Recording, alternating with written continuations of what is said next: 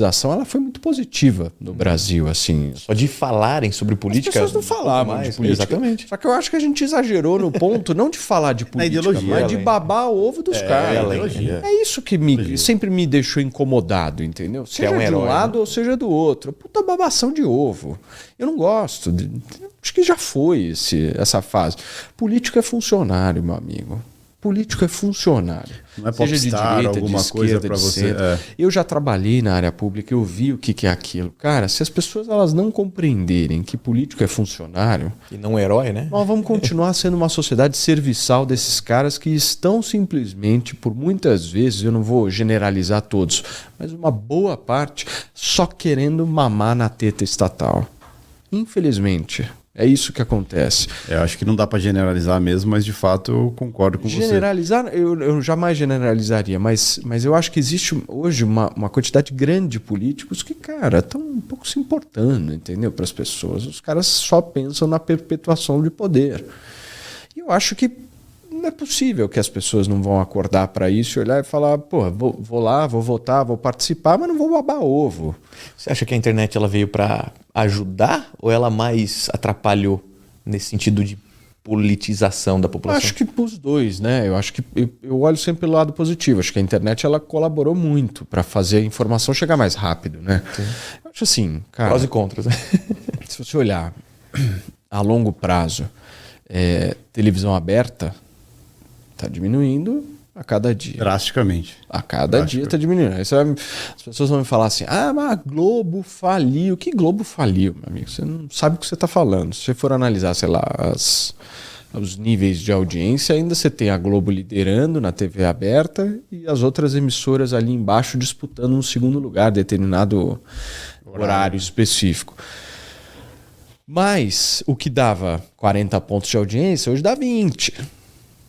E não é a Globo que faliu, são as pessoas que estão olhando agora e preferindo talvez um Netflix, um YouTube, que é mais barato. Por isso que a maioria das emissoras estão investindo em streaming, né? Sem dúvida. A Jovem Pan faz isso, a Globo faz isso. Foi a pioneira, né? A Jovem Pan no streaming. Foi a emissora que começou e não é à toa que teve o sucesso que teve, né? No YouTube, com canais com milhões e milhões de inscritos. Mas eu acho que tem uma mudança comportamental das pessoas aí no que se refere à comunicação e quem não estiver atento a essa mudança vai ficar para trás. Isso eu não tenho dúvida. Isso é fato.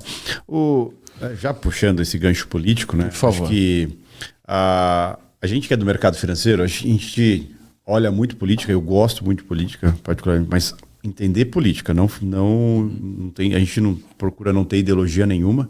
Né? Até porque, pra gente, se eu gosto do A ou do B, tanto faz. O que importa pra gente é saber o que o A ou o B está fazendo, qual reflexo na economia isso e como a gente pode tirar proveito disso. Ponto. Mas esse é o nosso grande objetivo. O mercado ele tem uma ideologia dele. Tem, porque o mercado, quando ele fala ideologia... Não uma ideologia partidária, eu me refiro. Uma ideologia do mercado. A ideologia do mercado é que a economia vá bem.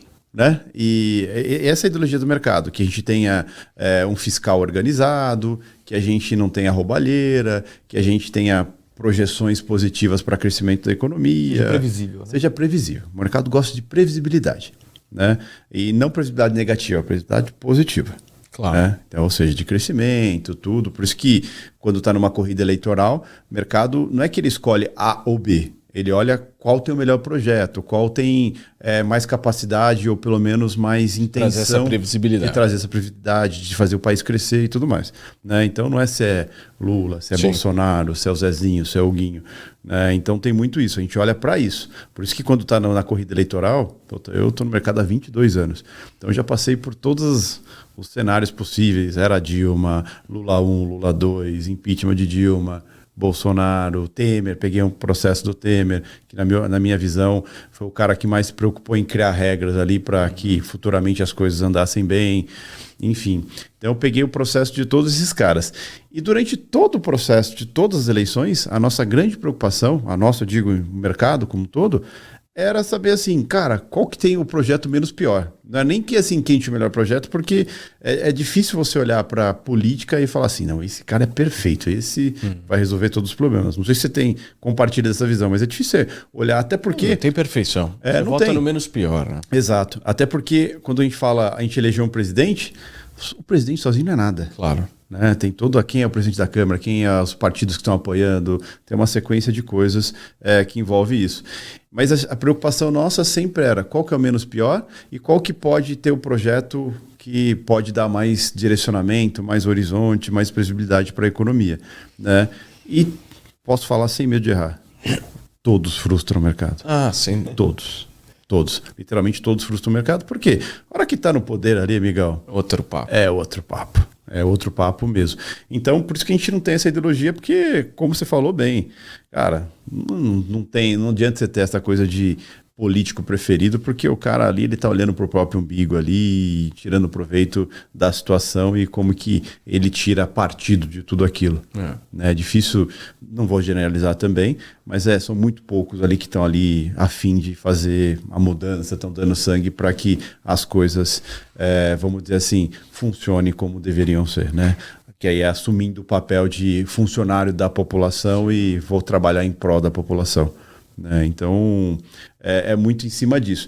Então, assim, a gente olha com o olhar aberto a situação. Então, assim, se a gente tiver que falar do Lula, a gente fala do Lula. Se a gente tiver que falar do Bolsonaro, a gente fala do Bolsonaro. Não é nem falar porque a gente não fala sobre política. Na verdade, a gente expressa o que fulano fez, fulano falou e qual reflexo isso tem no mercado diretamente, direto ou indiretamente. Mas tem diretamente porque uma fala de um Lula tem reflexo, ou bem ou mal, na economia, porque é a visão que ele tem sobre algo. Né? E isso provavelmente é alguma coisa que ele vai tentar defender, e isso tem um reflexo econômico, às vezes não imediato, mas de médio e longo prazo tem. Então a gente busca entender isso e falar, bom, isso é positivo para o mercado? Não, isso é negativo para o mercado. Que é até que o Lula comentou assim, na época da política, tinha um dia que o Lula falava determinada coisa, a gente comentava sobre o que ele falou, tal, se era positivo, se era negativo. Esquerdista. Aí depois o Bolsonaro falava alguma coisa positiva ou negativa, a gente comentava, sabia, o bolsonarista. Então, se eu falava bem, eu era bolsonarista. Se eu falava mal, eu era petista, esquerdista. E eu acredito, como você mesmo citou, né? Você falou, eu vivo isso todo dia, né? Todo dia tem alguém te chamando de alguma coisa. E assim, eu pouco me importo, né? Até porque o direcionamento nosso como que eu ganho dinheiro com isso? Ponto. Exato. No final das contas.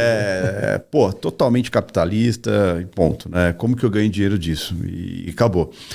Mas no seu caso, não é nem a questão que você ganha dinheiro ou não, né? Claro. É a questão de você entregar o que está acontecendo, comentar. Mas eu já vi casos de que em alguns momentos teve alguns conflitos ali no programa mesmo sobre isso. E como que você lida com essa coisa de... às vezes o cara falou uma merda de um jeito que você fala assim, não tem como falar, não ficar quieto, né? Que aí entra aquela coisa de... Até mesmo que você comentou, eu não vou perder um amigo por causa de política. Claro. Mas tem coisas que são tão absurdas que são desserviços, né? Claro, que aí acho que você como comunicador ali também não pode deixar isso virar o cara falar e... Eu acho assim, isso é uma coisa que eu tô absolutamente acostumado, assim, todo santo dia passar por isso, né? De talvez ouvir opiniões que são divergentes e as opiniões que eu acho que estão fora de uma régua, né? Qual que é a régua? São os nossos valores como sociedade mesmo. A régua democrática, né? E eu acho que a gente precisa trabalhar dentro dessa régua, porque senão a gente simplesmente vai ficar dando holofote a teorias que por muitas vezes são teorias perigosas, que na realidade não existe sistema perfeito, país perfeito, nem democracia perfeita. Mas existem democracias e existem autocracias, né? Então, às vezes, quando eu via aquela galera que queria, de alguma forma, sei lá, que o exército tomasse o poder de alguma forma, o que elas estavam querendo fazer? Transferir o poder que hoje está concentrado, seja no Supremo, na Presidência da República ou no Congresso, para uma determinada pessoa. Então, na verdade... Mudaria alguma coisa? Não, mudaria. A diferença é que hoje, ao invés de você ter uma disputa de poderes, que há uma briga, né, de poderes, uma certa tensão, e aí depois eu posso até entrar em algumas excessos que eu vejo por parte do Supremo, que eu acho que desbalanceia essa democracia, você vai simplesmente colocar tudo numa única pessoa. Então, vira uma autocracia. Quando eu via, sei lá, aqueles discursos de que intervenção com Bolsonaro no poder, eu olhava aquilo e falava, gente, não é possível. Conta não fecha. E você está defendendo liberdade? Tipo, não. Não tá. Você tá querendo que o teu político de estimação vai lá e assuma, né? Então, enfim.